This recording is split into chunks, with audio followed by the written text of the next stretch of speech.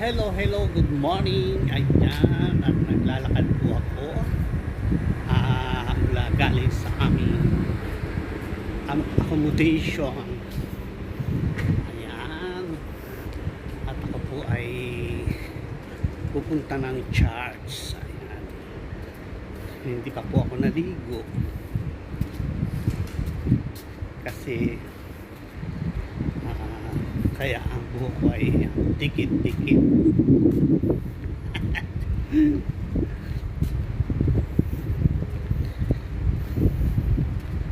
Ayan, going to church po para tayo ay magpasalamat sa lahat bawat minuto ng ating buhay.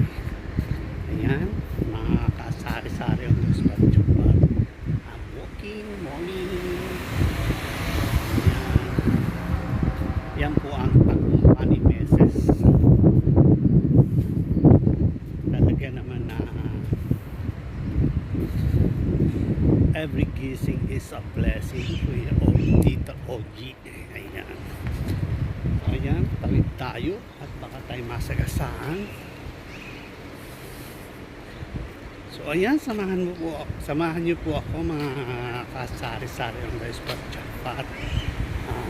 Today is Monday. Monday na naman po. At day off na naman. So, masikip po ako dumadaan sa mga shortcut kasi mainit nga.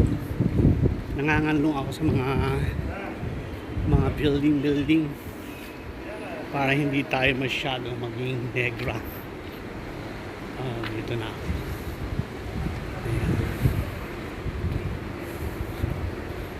Kasi pag doon tayo mismo dumaan sa highway ay napaka init ng araw. So ayan, ginagawa ko pong umaga na yung pagsisimba ngayon kasi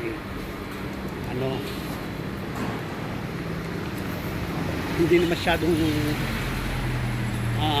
nakakategi yung yung init ng araw. Kumbaga ay normal na rin. Parang sa atin na lang din ay init. So ayan, sanay naman ako sa init ng Pinas, kaya parang ganun na lang din yung temperature. So ayan, at medyo palingon-lingon ako para tayo masangkit sa binti. So ayan,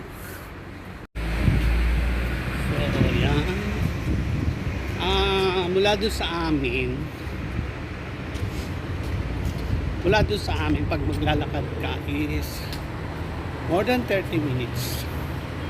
Yung lakad na normal lalakad natin, yung normal lalakad, hindi tumatakbo, hindi nagmamadali, ganun.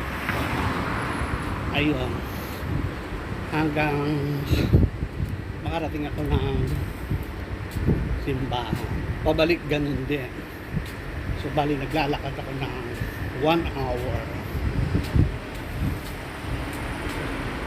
Kasi maganda rin naman yung naglalakad tayo kasi pag nasa shop, lalo kung walang customer, ay nakaupo lang. Kaya ang mga joint ng mga tuhod ay hindi gumagalaw. Kailangan natin ang maglalakad, mga kasari-sari ang Diyos Patsyupat. Hindi pwedeng lagi tayong nakaupo so madadalas ang ating pagkakahinga.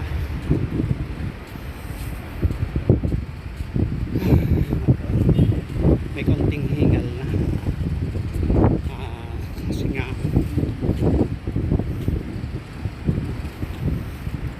kaunti lang yung nabawa sa tabako ngayon balik lang na naman ako kain ng kain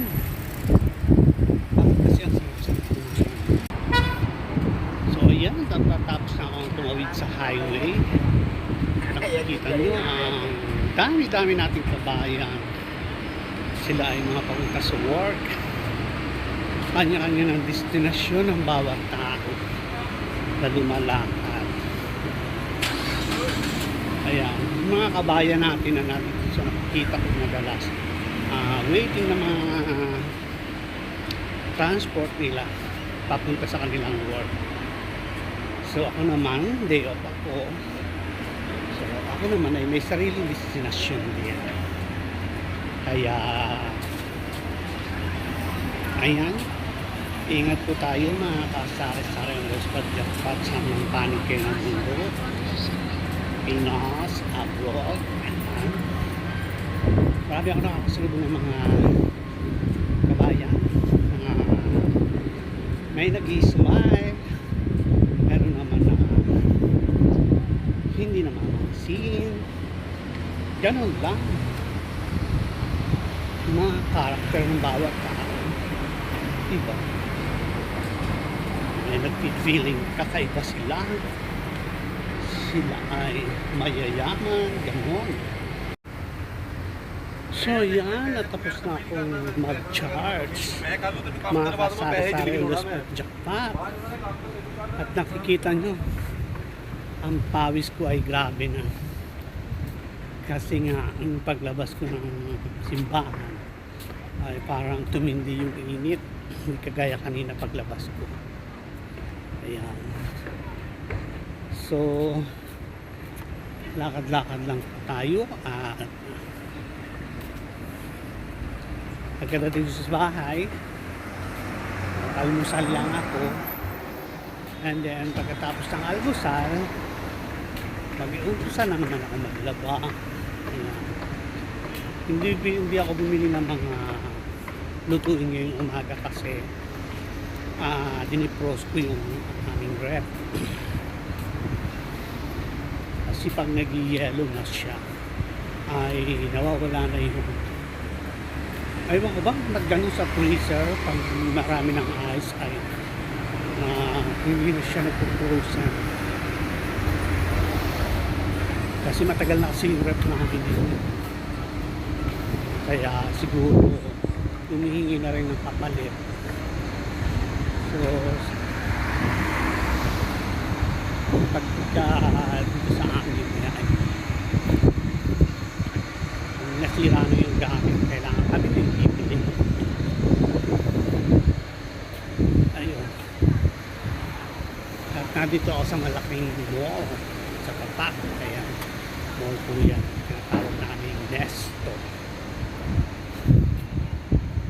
At humihingal ako sa message. Kung napapansin nyo yung mga nakikitang tao ay mga OFW lahat halos, kasi yun yung madalas na nasa kalsada kasi nga nag-work. Oh my god, ang laki ng aso. Nakita niyo yung aso, laki-laki na iniwan ng mga amo nila pagka umuwi na sa kanilang bansa. Yung mga alaga nila, yun ay iwan na lang kasi mahal pag pinapassport dito na yan. Kaya hindi advisable na mag-alaga ka ng mga pets, lalo kung ikaw ay OFW na hindi mo alam kung kailan ka mag-stay sa isang bansa, lalo kung ikaw ay pasaway. Kasi the more na pasaway ka, nandun yung mga risk na madali ka mapauwi. So kaya sa mga ano naman yung nagkasakit bigla, so kaya ingat po tayo at see you and bye. So ayan mga kasari-sari on the spot jackpot, andito na po ako sa bahay at tayo ay mag-aalmusal na. Ayan, ito ay sinigang na isda. Ayan, kalapato. Yan ang ulam ko. Tapos, ayan, at kilala niyo po ba ito? Ayan. Kilala niyo yung prutas na yan. Yan po ay persimmon. Ayan. Sa mga hindi lang naman nakakaalam. Persimmon po ang pangalan niyan. At yan po ay lumalabas tuwing Christmas season. Ayan. Kaya ibig sabihin, malapit na ang Pasko. Kaya marami na naman ang mag-e-expect at mabibigo sa mga regalo. tuyo ang Pasko ni Meses. Lahat tuyo. Kain po tayo mga kasari-sari on the spot jackpot. Hello sa mga kababayan ko dyan sa Mauban, Quezon. Ayan, shout out. Shout out at ingat, palapit na ang barangay election. Sana ay hindi kayo mag-away-away, ha? Ang election ay isang araw lang. Huwag ninyong hayaang masira ang inyong mga pagkakaibigan ng dahil lang hindi kayo pare-parehan mga kandidato sinusubaybayan. Okay, payong kapatid lang. Kailangan magbigayan. Kung sino ba yung nagwagi, edi go. Ganun lang yun. Kain po tayo. Ang lahok po nito ay mustasa.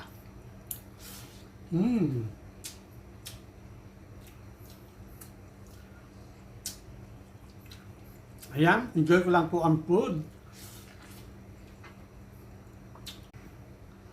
So, ayan, at kakain na tayo ng persimmon. Parang ano lang, kamatis lang siya kalaki. Ayan, o. May malalaki ditong, yung variety. Ang sarap po siya. Ganito lang yung pagkain ko. Kumbaga, walang kasosyalan. Sarap.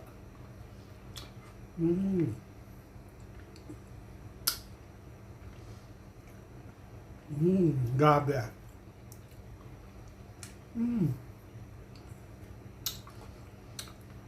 Kain po tayo. Ayan. Ang